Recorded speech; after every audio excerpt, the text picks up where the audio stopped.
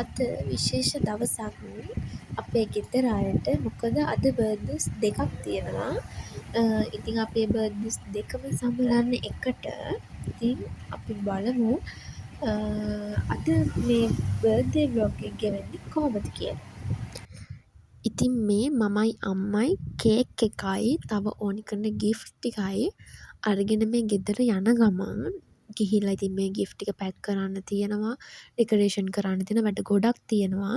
ඔන්න ඉතින් දැන් ගෙදර ඇවිල්ලා මම මුලින්ම ගිෆ්ට් ටික පැක් කරනවා කියලා හිතුවා. අද බර්ත්ඩේස් දෙකක් තියෙන හින්දා ගිෆ්ට් දෙකක් තියෙනවා. ඒ දෙකම පැක් කරනවා කියලා හිතුවා. මේ තියෙන්නේ මගේ නංගිට ගත්ත ගිෆ්ට් එක. එයා ඉතින් තාම චූටි හින්දා මම හිතුවා මේක කියුට් හින්දා මේක එයා කැමති වෙයි කියලා. හරි ලස්සනයි නේද? මට තාම හිතුණා ඇත්තටම එයාට දෙන්නත් ලෝභයි. හරි අපි එහෙනම් පැක් කරමු. ඔන්න ඉතින් බැටරි ටිකක් දැම්ම. ඇත්තටම මෙයා නම් හරිම කියුට්. වව්. ඇත්තම අපේ නංගිව මකට ගොඩක් කැමති වෙයි. මට ඒක හොඳටම ෂුවර්. එයා මේ වගේ ඒවාට ගොඩක් කැමතියි. හරිම ලස්සනයි. වව්. ඉතින් ඔන්න නංගිගේ ගිෆ්ට් එක නම් හරි. ඒක පැක් කරලා ඉවරයි. ඊගවට තියෙන්නේ තාත්තගේ ගිෆ්ට් එක. අද නංගිගේ තාත්තගේ දෙන්නගේම බර්ත්ඩේ එක. එයා ගිෆ්ට් එකත් පැක් කරමු. මේ තියෙන්නේ තාත්තගේ ගිෆ්ට් එක. ඉතින් එයාට නම් ටිකක් වටින ගිෆ්ට් එකක් ගත්තා. මොකද ඇත්තටම එයාලා අපි වෙනුවෙන් ගොඩාක් මහන්සි වෙනවා. ඇත්තටම මේ දේවල් කරන මදි. ඒ තරම් එයාලා අපි වෙනුවෙන් මහන්සි වෙනවා. ඉතින් මට පුළුවන් විදිහට මම එයාටත් වටින ගිෆ්ට් එකක් ගත්තා. අපි එහෙනම් ඒකත් පැක් කරමු. ඔන්න දෙකම හරි. ඉතින් ගිෆ්ට් දෙක දැන් තියෙනවා ඩෙකොරේෂන් ටිකක් කරන්න. කේක් එකක් ගෙනල්ලා තියෙන්නේ. අපි ඒවටත් පටන් ගමු ඉක්මනට. දැන් ගොඩක් හවස් වෙලා තියෙන්නේ. දැන් වෙලාව 5:35යි. අපි ඉක්මනට වැඩ ටික පටන් ගමු. ඉතින් අම්මයි මමයි එකතු වෙලා ගේ පොඩ්ඩක් අස් කරලා මෙතන තමයි ඩෙකොරේෂන් කරන්න හිතාගෙන ඉන්නේ. ඉතින් අපි එතන පොඩ්ඩක් අස් කරලා අතු ගාගත්තා. ඊට පස්සේ මම වොෂ් එකකුත් දාගෙන ඇඳුමත් දාගෙනම ඉතුරු ඩෙකොරේෂන් ටික කරනවා කියලා හිතුවා. අමාරුම ටික දැන් කරලා ඉවරයි. දැන් තියෙන පොඩි පොඩි වැඩ ටිකක්. ඉතින් ඒ වෙනකොට අයියත් ගෙදර ඇවිල්ලා හිටියේ. අපි දෙන්නම ලෑස්ති වෙලා අම්මලාත් දැන් ලෑස්තිලා ඉන්නේ. එතන ඩෙකොරේෂන් මම ටිකක් කරලා තියෙන්නේ. තව පොඩ්ඩයි තියෙන්නේ. ඒ ටික කරන්න දැන් යන්න ඕනේ. දැන් ඉතින් පොඩ්ඩ ලෑස්ති වෙලා යනවා එතනට. ඉතින් ඔන්න මෙතන තමයි ඩෙකොරේෂන් කරලා තියෙන පොඩ්ඩයි. තව බැලුවොත් එහෙම පුම්බනවා. ඒ අමාරු වැඩේ මම කරන්න අයියට දුන්නා. ඇත්තටම මම බයයි. මට පුම්බන්න බැහැ. ඉතින් ඒ ඩෙකොරේෂන් කර කර ඉන්නකොට හදිස්සියෙම ටවුන් එකට යන්න වුණා.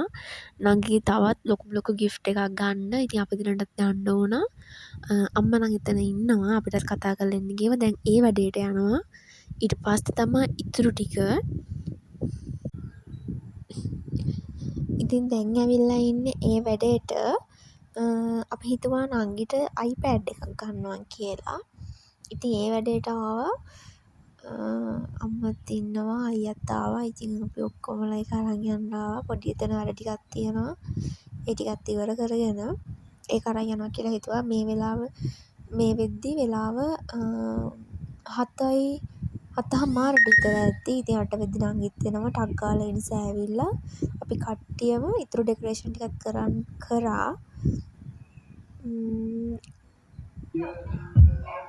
ඉතින් මේ තියෙන්නේ සම්පූර්ණ ඩෙකොරේෂන් කරාට පස්සේ එහෙම ලොකුවට ඉතින් ඩෙකොරේෂන් කරේ නැහැ.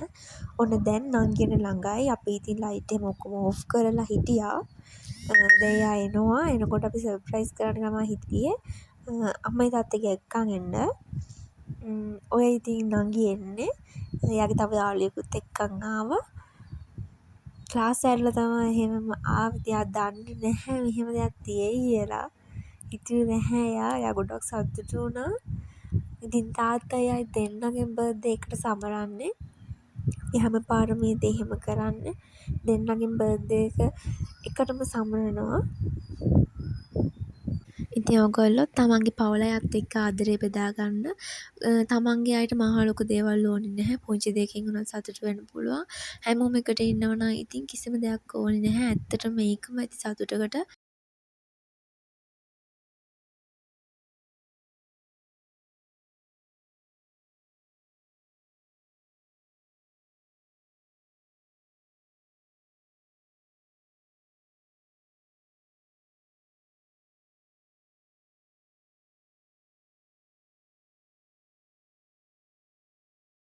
ඉතින් මුලින්ම නංගි හැමෝටම කේක් කැව්වා.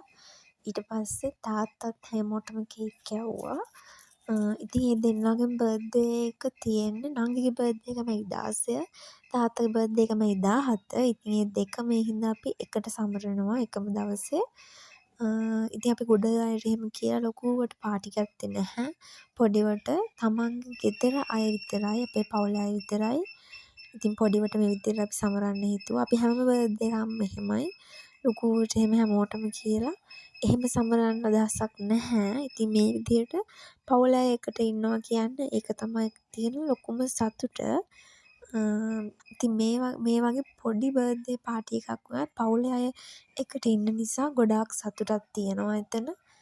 අපිට තියෙන්නේ ඉතින් ගොඩක් පුංචි ෆැමිලි එකක්. පුංචි ෆැමිලි එකක් වුණාට එතන තියෙන සතුට කියලා නිම කරන්න බැහැ ඇත්තටම.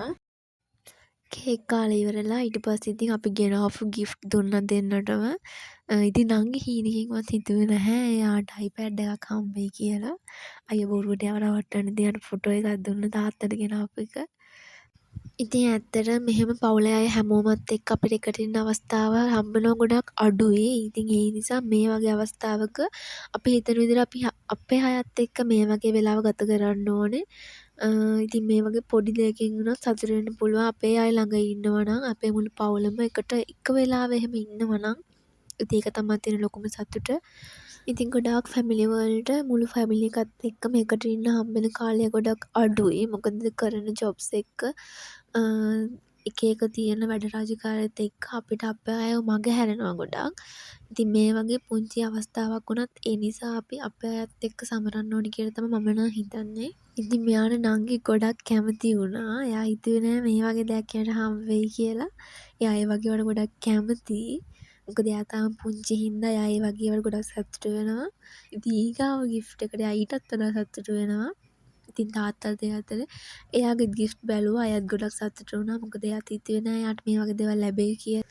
ලොකු දේවල් නැති වුණොත් අපේ කෙනෙක් අපිට ආදරෙන් දෙන දෙයක් අපිට ගොඩක් වටිනවා. මම නම් හිතන්නේ එහෙමයි. ඉතින් ඒගොල්ලෝ හිතන්නෙත් එහෙමයි. ඉතින් ඒගොල්ලෝ ලොකු දේවල් බලාපොරොත්තු වෙන්නේ නැහැ. ලැබෙන පුංචි දේ වුණත් සතුටු වෙනවා. අපිට පුළුවන් විදිහට අපි උපරිමයෙන් එයාලව සතුටු කරා. ලස්සන දේවල් දුන්නා.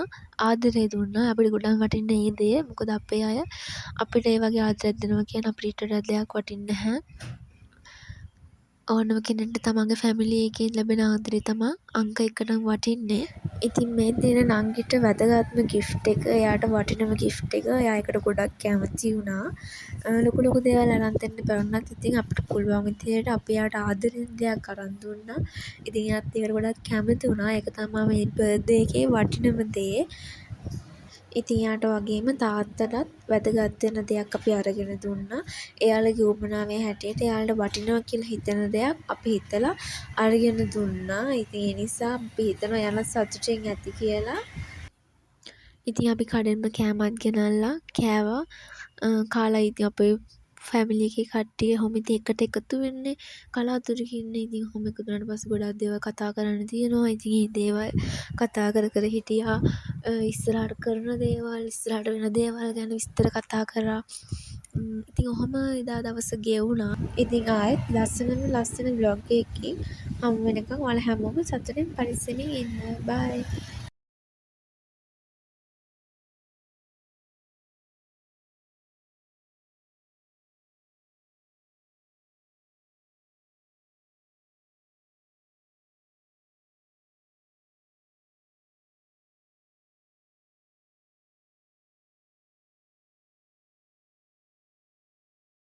ඉතින් එදා දවස ඔහොම තමයි ගෙවුනේ. ආයෙමත් ලස්සන බ්ලොග් එකකින් හමු වෙනකන් ඔයගොල්ලෝ හැමෝම සතුටින් පරිස්සමින් ඉන්න.